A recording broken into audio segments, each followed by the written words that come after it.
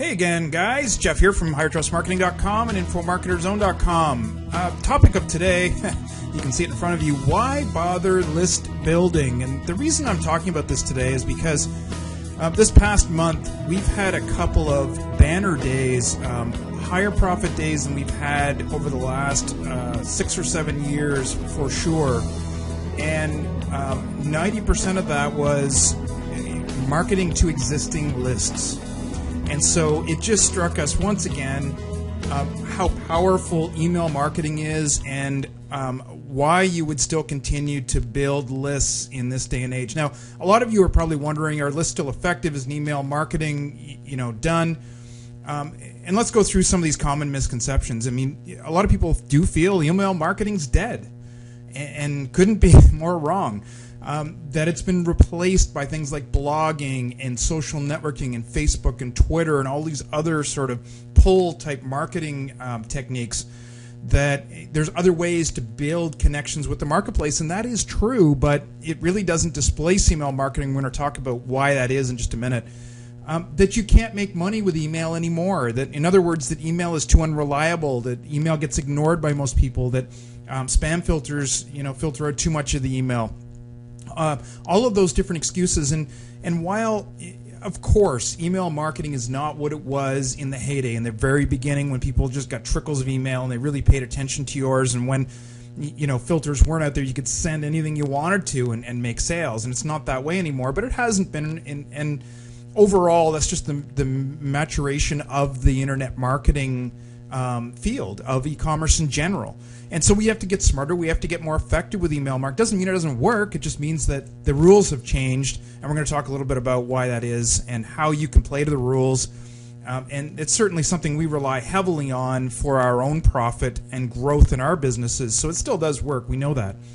And the other misconception is nobody uses email marketing these days. Well, we certainly do, and we know pretty much everyone I know that's leading in their market segment still does use email marketing. It's still a very important part of their business.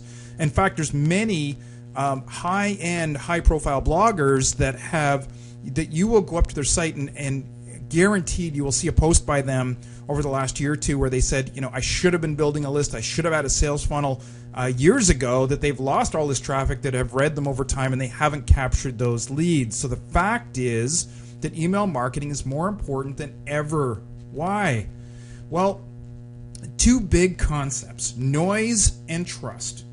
Now, noise, what I'm referring to is the fact that there's just so many different avenues to communicate today, so many different places that consumers can go to pull information.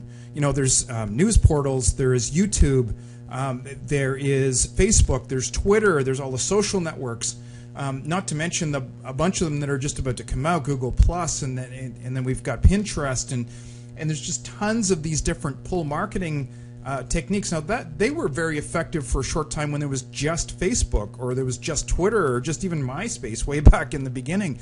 Well, the fact is that's all turned into noise now. And it's almost impossible to effectively market to people, if it ever was possible, on these platforms. So the noise factor has gone up by a factor of 5, 6, 7 times. So the question becomes, how do you now reach your target market in a meaningful way? How do you get through to them? And then the trust factor. Well, it's still very difficult to form trust through these platforms, right? You can get a certain level of conversation going. You can converse with people that already know you.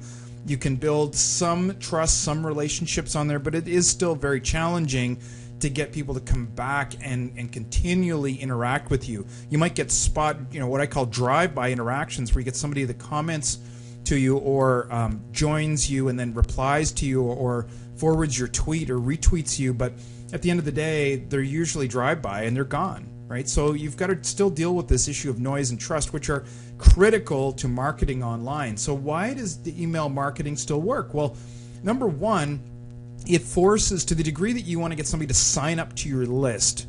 You have incentives, you have relationships with them, you have reasons for them to sign up. But the fact is, prospects are taking an action. And what this does is it filters down from the millions of prospects that might put their eyes on your content into the tens of thousands or hundreds of thousands that really care.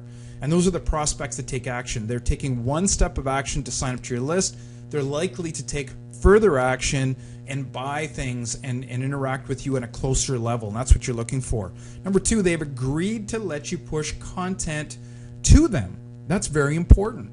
They have at least at the minute that they decided to join your list, they've agreed to allow an extra level of trust with you. And it's up to you how you use that trust. Now, so many people abuse that. People don't leverage it. They fail to leverage it, or they abuse it.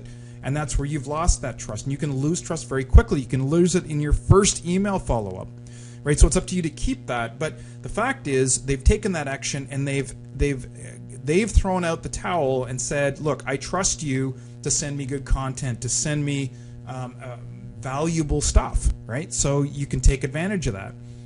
They are serious. They wouldn't be subscribing to your list if they weren't more serious than all the other people that are just drive-bys, that are sort of taking a look and move on. You go well beyond. This is a very important one, by the way. Probably should have been number 1. If you have ever relied on or been involved in in the Google dances in Penguin, or you've been a victim of Facebook or Twitter closing an account, or changing the rules, or you've tried to run paid ads and they've increased the price on you, or they've shut down your account, right? You know that you can't rely on any single third party long term for your traffic. So ideally what you like to do is sort of use them when they're working, bring them into your sales funnel, and then convert them into your list so you can continue to market to them. Okay, in the beginning, you can rely on Google to get your traffic and then convert it into your sales funnel. But if Google changes their algorithm tomorrow, it shuts off the tap of your traffic, you've got nothing. Okay, so what this allows you to do is capture the most important aspect of that Google traffic, put it into your list so you can continue to market to them over time. Does that make sense? I hope it does. You control basically your own traffic funnel, and the most valuable traffic you get, which are your subscribers. And fifth of all, and again very important, is you get to build a relationship with them. You get to communicate with them on an ongoing basis, just as like you build personal relationships. It doesn't happen in the very first meeting. You might get a good sense for somebody, but really it's the second, third, fourth, fifth exposure to that person or to that situation that allows you to build trust and allows you to build that relationship. And that results in high conversions. People don't typically buy from people that they don't have a relationship with or trust. And so that's very important.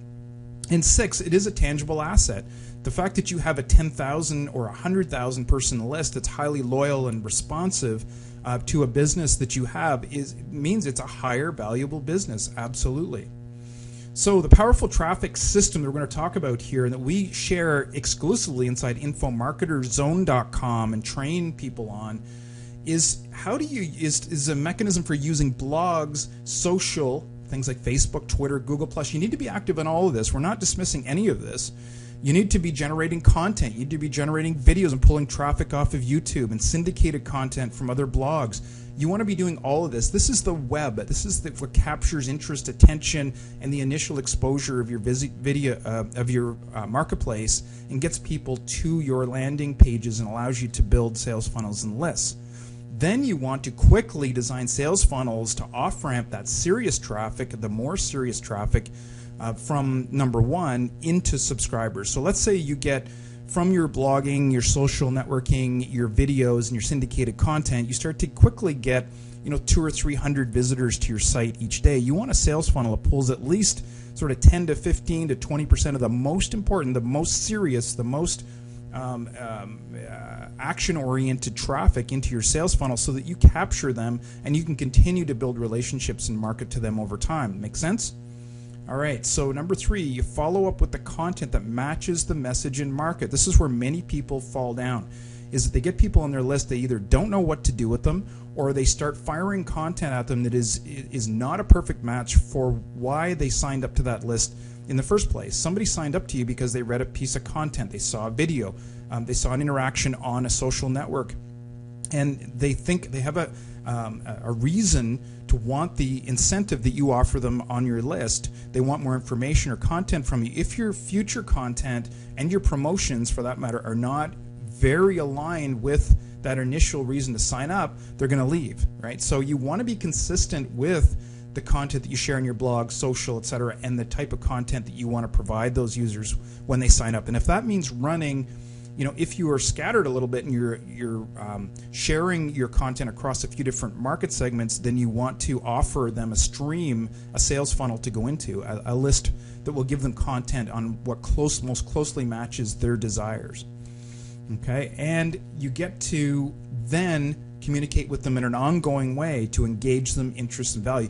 So you need to design a follow-up campaign. These things don't have to be really involved, and they don't have to be really expertly done, or they don't need to be a tremendous amount of effort. But what you do need to do is understand the basics of psychology on how you can engage that audience, how you can keep their interest, and how you can increase the value, what they see as valuable to them over time.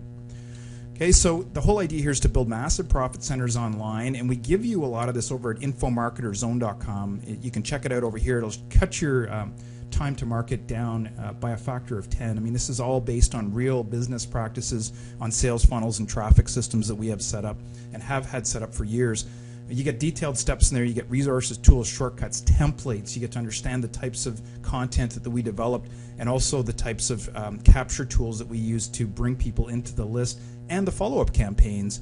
And we show you a lot of it through videos, just like this one. And we offer mentorship, support, help on a one-on-one basis within that site. You don't get all of that pretty much anywhere else. And for the price that you're talking about, it's very reasonable. So leave us your feedback on this below the video. What questions do you still have about list building? I'm sure you have many. We gave you the outline of why it's so important and roughly how you need to go about it, but the important pieces of it. But I'm sure you still have questions. So leave us your comments and see if let us know if this was valuable for you and what other questions you might need us to address. We'll produce another one of these, put it together, and share extra information with you if enough people have questions on it. So leave us those questions. And until next time, this is Jeff Smith from InfoMarketerZone.com. Bye-bye for now.